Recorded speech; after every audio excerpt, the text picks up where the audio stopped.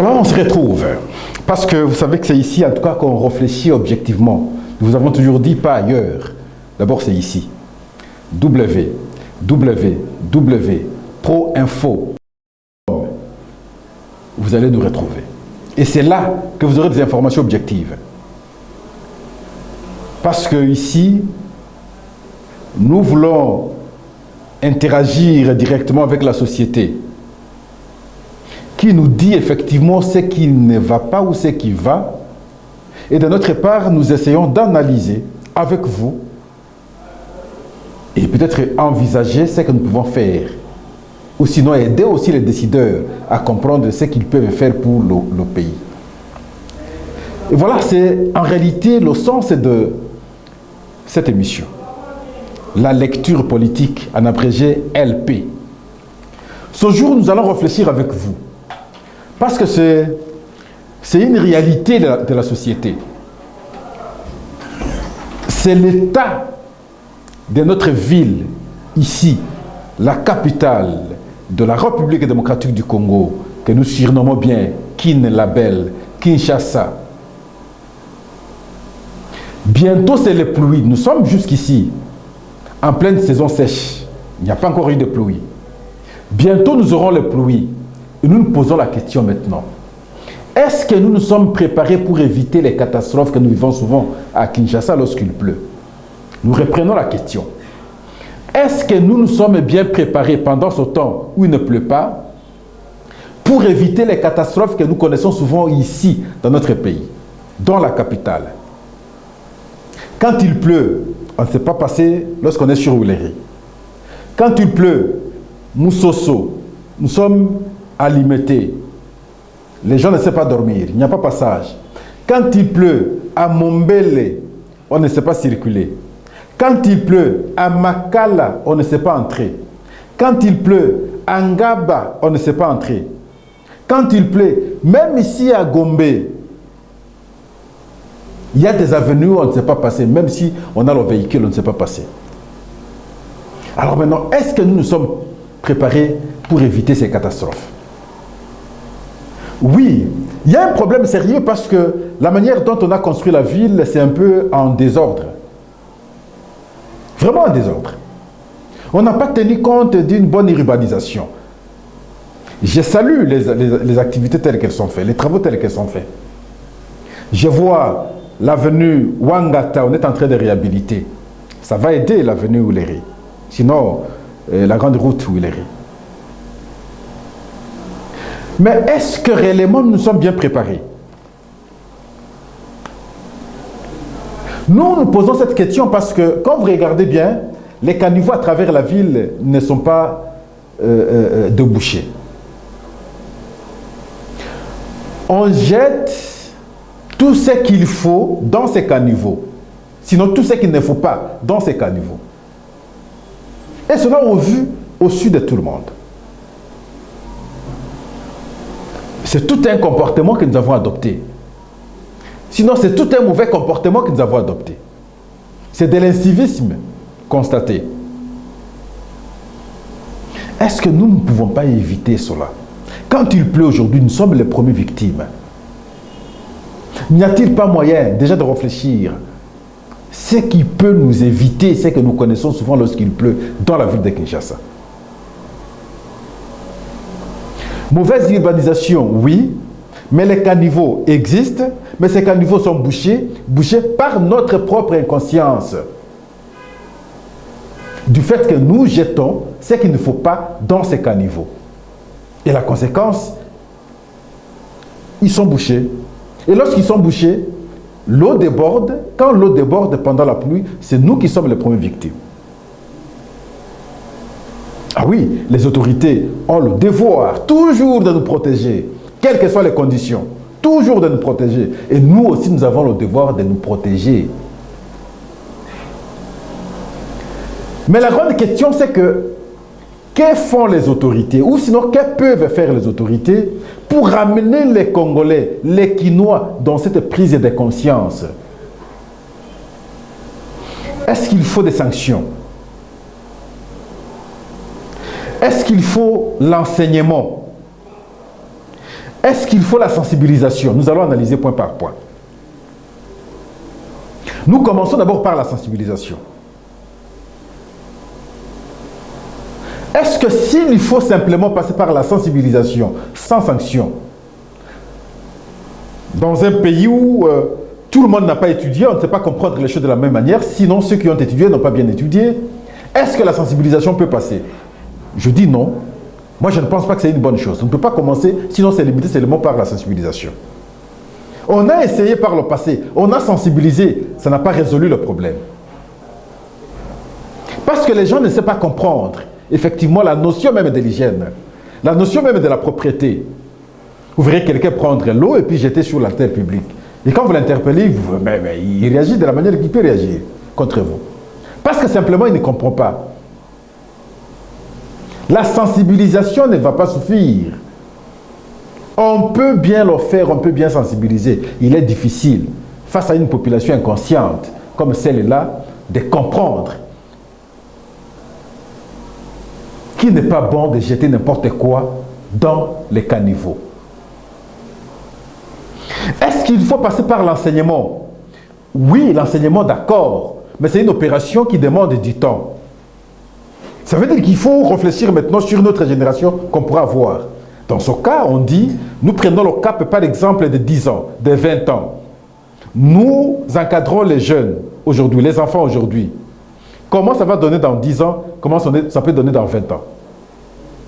Et c'est là où je salue, lorsqu'on parle de la gratuité de l'enseignement, il faut encourager. Parce que la majorité des Congolais iront maintenant à l'école. De l'école, ils vont comprendre ce qu'ils peuvent pour leur pays, pour leur ville. Mais cela ne peut être possible que dans 5 ans, 10 ans, 20 ans. Ces jeunes-là seront encadrés avec une bonne prise de conscience, arrivés au bout de certaines années, et ils vont comprendre comment ils peuvent se comporter. Et en même temps, la génération pourrie va avancer en âge et en même temps disparaître. Celle qui va venir peut maintenant venir avec une nouvelle vision de la compréhension de la notion d'hygiène. À ce stade, est-ce qu'on peut passer par des sanctions? Je dis oui, il faut. Parce qu'ailleurs, il suffit que vous jetez un papier et qu'on vous voit que vous avez jeté un papier, c'est la police qui vous interpelle. On n'a pas une police d'hygiène chez nous. Nous ne sommes pas suffisamment organisés, en réalité. Chacun fait ce qu'il pense être mieux pour lui, sans tenir compte des autres. Ça, c'est le fonctionnement de la République démocratique du Congo. L'autorité ne sait pas s'imposer sur les Congolais. Je comprends parce qu'à un certain moment, l'autorité est incompétente. Elle ne sait pas prendre en charge ces Congolais.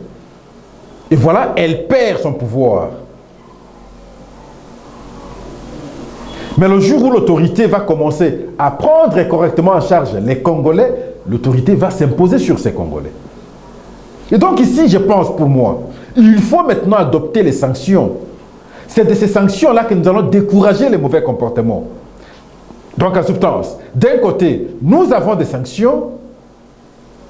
De l'autre côté, nous allons adopter maintenant l'enseignement parce qu'on va envisager dans 10, 20 ans qu'est-ce qui va arriver. Lorsqu'il y aura des sanctions, on mobilise en même temps pour faire comprendre aux gens que quand vous posez un tel acte, voilà, il y a une punition qui vous attend de l'autre côté. Et à ce moment-là, on aura un comportement ajusté. Nous avons un pays où deux notions qui m'interpellent toujours ne sont pas prises en charge. Ici, je parle de l'hygiène et de l'esthétique. J'ai été ailleurs, en Afrique comme en dehors de l'Afrique. C'est des matières enseignées avec rigueur, que ce soit au niveau élémentaire, que ce soit au niveau humanité, que ce soit au niveau université. C'est avec rigueur. Pourquoi? Parce que c'est de l'hygiène que les gens comprennent la notion de la propriété. C'est de l'hygiène que les gens comprennent la notion du savoir-vivre. Quand vous comprenez la notion de la propriété, vous avez la notion du savoir-vivre, vous êtes un citoyen ordonné dans une cité. C'est ça que nous n'avons pas, malheureusement.